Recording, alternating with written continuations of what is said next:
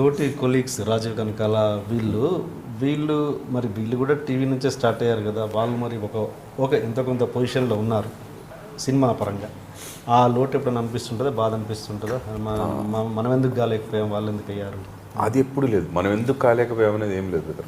What ever we are, మనకి దేవుడు, మనం పుట్టి పెరిగిన వాతావరణం, మన లైఫ్ స్టైల్, మన ఫ్యామిలీ బ్యాక్గ్రౌండ్ ఇవన్నీ చూస్తే చాలా పెద్ద వరం ఇచ్చినట్టే ఇప్పుడున్న పొజిషన్. కాబట్టి వేరే వాళ్ళ పొజిషన్ చూసి ఎప్పుడు ఫీల్ అయింది లేదు. నేను ఈ పొజిషన్ని కాపాడుకోవడానికి ఎప్పుడు ప్రయత్నిస్తుంటాము, కష్టపడుతూ ఉంటాము. అండ్ ఇక రాజు, సమీర్, హర్షవర్ధన్ వీళ్ళందరూ మేము కలిసి వర్క్ చేస్తున్నప్పుడు కూడా అందరం సేమ్ టాలెంటెడే, ఒకళ్ళు ఎక్కువ తక్కువ ఏం లేదు.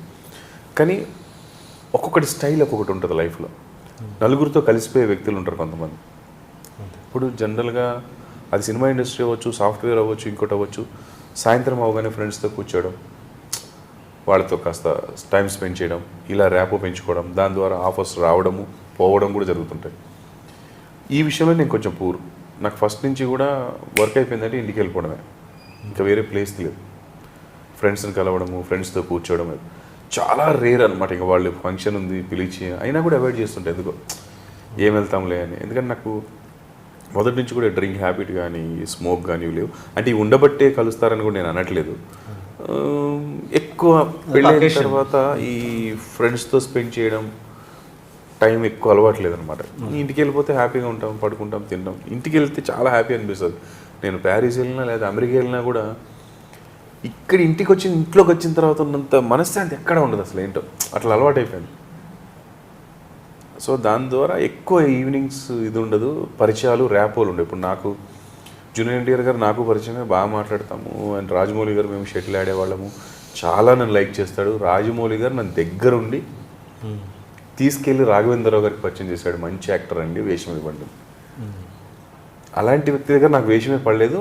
అప్పుడు నా ప్రయత్న లోపం లేకుండా సై సినిమా వరకు ఎవ్రీ మూవీకి నేను వెళ్ళి ఆయన కలిశాను. రాజమౌళి గారు, సార్ నాకు ఏమైనా వేషం ఇవ్వండి, చెప్తాను ప్రభాకర్ చెప్తాను. కుదరలేదు, ఆయన వర్క్లో అన్నారు, అది నాకు సెట్ అవ్వలేదు, పడలేదు.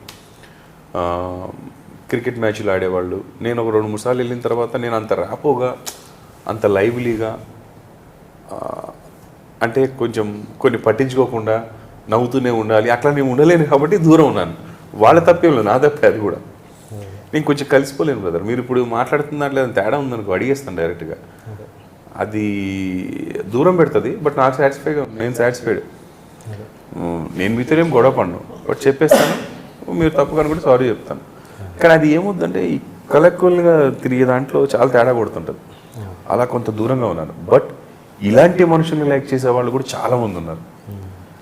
అంటే ఫ్రాంక్గా ఉన్న వాళ్ళని లైక్ చేసే వాళ్ళు కూడా చాలామంది ఉన్నారు. వైవి చౌదరి గారు కానీ, పోసాని కృష్ణమురళి గారు కానీ, వీళ్ళు ఎప్పుడు ఎక్కడ వర్క్ చేస్తున్నా నన్ను పిలుస్తూనే ఉంటారు, వర్క్ చేస్తూనే ఉంటారు, లైక్ చేస్తారు వర్క్ని, వీడు సిన్సియారిటీని, వర్క్ పట్ల.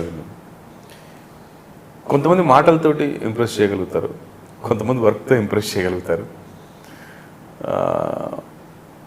మాటలతో కొంతమంది నిలబడతారు, మాట మీద కొంతమంది నిలబడతారు. నేను అన్ని రెండో రకం. ఓకే, సినిమా ఖచ్చితంగా నాకంటూ ఒక సినిమా ఉండాలి. ప్రయత్నం అయితే బాగా చేసి వదిలేసాం కదా. అయితే అప్పుడు చేసినంత విపరీతంగా ప్రయత్నాలు చేయట్లేదు. కానీ అంటే ఇప్పుడు కేఎస్ రామారావు గారు కానీ,